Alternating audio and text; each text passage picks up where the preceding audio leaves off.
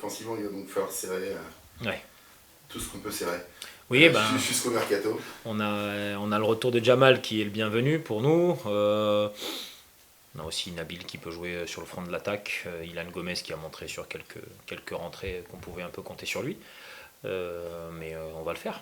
On a eu d'autres défections et d'autres difficultés. Yann était un élément important de notre système de jeu parce qu'il nous facilitait beaucoup la tâche défensivement. Il engageait beaucoup de pression. Et c'est beaucoup grâce à lui qu'on a été capable de maintenir un haut niveau de possession. Et c'est vrai qu'on le remarquait à chaque fois quand il sortait. Qu'on avait un petit peu moins de maîtrise. Donc il ne faut pas s'arrêter à regarder que les buts, chose qui est faite assez facilement. Mais oui, maintenant, d'autres garçons de prendre le relais, à nous de nous adapter aussi sur ce qu'on demande sur ce poste-là. Mais j'ai confiance dans les capacités du groupe à répondre aux problèmes. Jamal, il peut jouer 90 minutes. Non, c'est Avec Jamal, en fait, on a l'impression qu'il est prêt toute sa vie. Hein, donc quand il revient, quand il n'est pas blessé, on a l'impression qu'il n'a pas perdu grand-chose.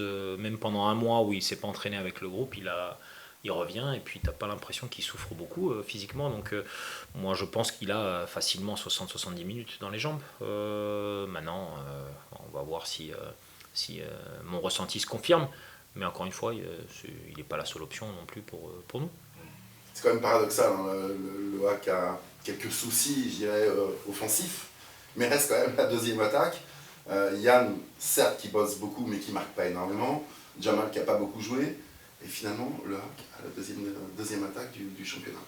Oui, après, je pense qu'effectivement, comme c'est encore que la 12e journée, le match de Saint-Etienne impacte quand même pas mal les statistiques, mais il fallait les marquer quand même, ces buts. Non, c'est clairement une confirmation du fait qu'on attaque ensemble et qu'on attaque de manière collective et que à la finalisation de ces situations, il y a plusieurs joueurs qui se manifestent. Celui qui, à Rodez, aurait dû sortir avec un triplé, c'est Amir Richardson, qui arrive de la deuxième ligne. Donc voilà, pour moi ça ne me dérange pas que les choses soient partagées, si tant est qu'on soit aussi efficace dans le partage, qu'on puisse avoir à la fin de l'année toute une ligne du milieu et une ligne offensive où chacun aura marqué 3-4 buts. Et là on sera bien. On n'a pas forcément besoin d'un buteur à 20 buts à la fin de la saison, mais il faut que les autres prennent leurs opportunités, ce qui à Rodez notamment n'a pas été le cas. C'était digéré cette frustration du match à Rodez où vous l'avez encore un petit peu entraîné de Ouais, on l'a un petit peu mauvaise quand même. Parce que c'est avec Saint-Etienne, mais dans un contexte différent, c'est le match où on s'est créé le plus d'occasions vraiment franches. Malgré les difficultés parfois dans le jeu rencontré, mais on a vraiment eu des situations énormes où on aurait absolument dû mieux faire. Mais j'ai senti la même frustration et le même désarroi un peu chez les joueurs après le match. Et c'est ça qui m'a plutôt donné satisfaction. C'est qu'il y a un moment une frustration et une colère qui s'exprime chez eux également. Ce qui veut dire que le côté compétition prend un petit peu le dessus et c'est plutôt une bonne chose. Donc voilà, on travaille beaucoup devant les buts. C'est vrai qu'on a fait les choses dans l'ordre, hein, comment sortir le ballon proprement, progresser correctement, l'amener les ballons dans la surface.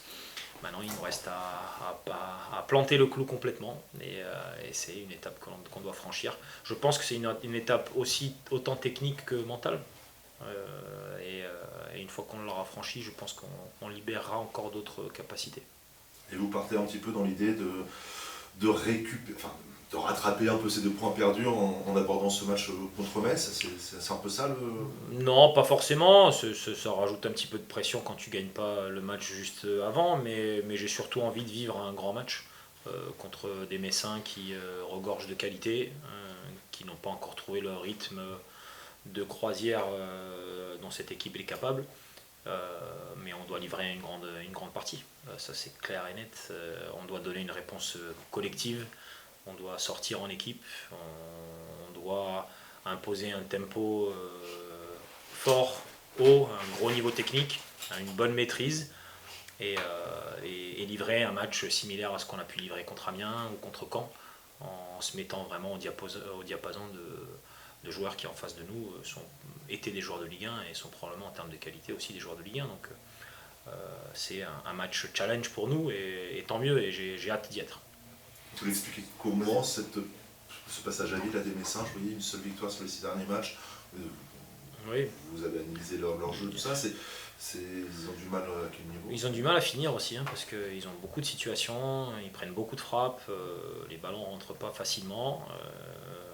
Il y a des choses où chez eux, comme chez nous à Rodez, tu peux te tirer les cheveux de choses ratées. Mais par contre, ils ont une facilité d'avancer vers le but adverse. Donc il faudra qu'on soit très vigilant sur ça, qu'on gagne beaucoup de duels, qu'on ait un très bon système défensif et une bonne pression sur l'adversaire pour limiter leur accès à notre but.